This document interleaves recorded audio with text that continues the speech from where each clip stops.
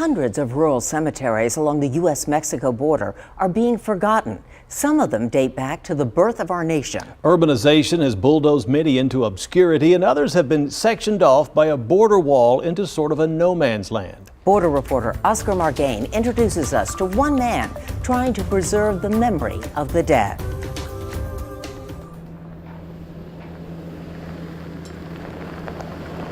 Once they gave me the directions, I made it a point to come out here, and I saw what I saw, which was sad. And I don't know if it was a higher calling. I said, I have to do something. What we have here is an old cemetery that was, the land was donated by some ranch owners, the Brown family. How many times do you come out here? At least 3 times a week, minimum.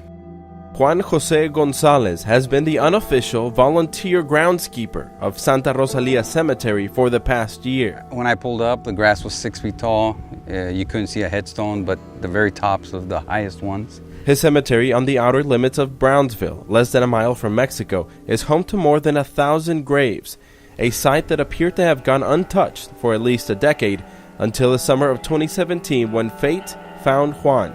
So the grandmother I knew was my step-grandmother. So up until a year ago, I found out that there was grandma.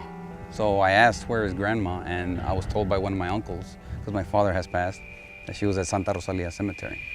Excuse me, con permiso. In searching for his grandmother, this is my grandmother, Juanita T. Gonzalez, and her mom are buried here. Juan found more relatives. This is my great-great-grandfather, Margarito Torres. And 17 war veterans, which I hold very dearly, you know. Without them, we don't have what we have. So it begged the question. Is there one main reason that you believe that the cemetery was left unkept for so many years? The people that I've run into that now come and visit tell me the wall. They were insecure or not sure about, can we go through? I know we can, but a lot of people don't know that. So they just stop coming. Let's be honest, look where we're at, so you gotta always look over your shoulder. But that helps.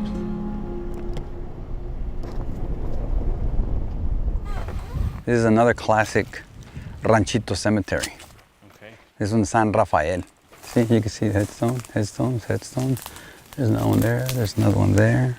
10 or 15 that we can just see just by looking in the brush. The San Rafael Cemetery sticks out like an island in the middle of farmland, just north of the border fence. And that's actually a veteran right there.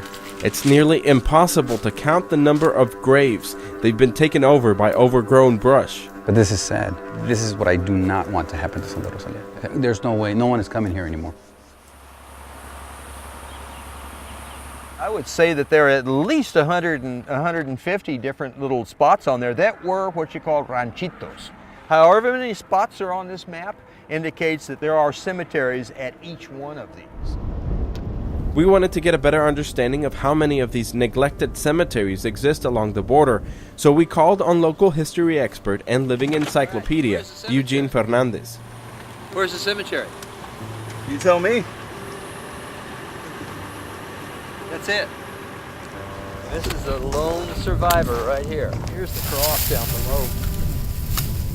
Eugene took us on a trail from one south end of Cameron County to the other. In the foundation of that wall, there was a small cemetery that was bulldozed over. Visiting more than a dozen grave sites, some of them hidden in dense brush, while others stood out like desolate islands, all remnants of ranch communities that no longer exist. There really is a gap there socially, or whether it be a social tendency in this society to live for today. And so hence you have these forgotten people out here in the outback. Many of the headstones we found dated between the mid-19th to the 20th century. Tracking any relatives who have any knowledge of the burials is difficult. I'm not related to them. I don't know them. We located a possible relative of Santos Cisneros Peña, the lone grave in the middle of a plowed cornfield. It will be 77-year-old Fernando Peña's first visit to Santa Rosalía, a place he always heard his elders talk about. ¿Qué es lo más importante? No, tampoco no. Fernando has never driven through a border fence gap. Muchas veces es un respeto. He believes many don't dare drive through it out of respect and fear that authorities, mainly Border Patrol, will stop and question them. Es la primera vez de tanto ir yo a este cementerio que yo vengo a este lugar. Sí, en toda su vida. En toda mi vida. ¿Qué edad tiene? 77 años. 77 años. Pues hay que entrar. Seguro que sí. Fernando was interested in finding out about family he would always hear about but never met. Francisco Zamora, Adelaida Martínez, Uncles, cousins, great aunts. Teodosa Cisneros Barrios. Even if the names and the dates seemed to match, Fernando had no way to be sure if they were his family. Antonio Barrios Cisneros, noviembre 19. Something he finds regretful. Hacer una genealogía entre familia. It's difficult to build a genealogy tree because nobody wants to cooperate or waste their time, he says. Desde en vida, inculcarles a tus hijos.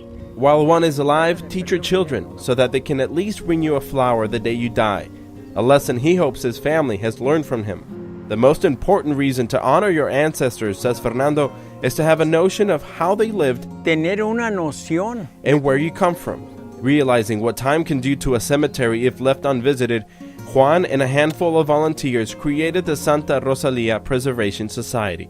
And when I found out that I had ancestors here and it was forgotten, I took it upon myself to make sure they weren't forgotten anymore. Not on your watch. Not on my watch. The group now looks after up to 5 generations worth of family and history.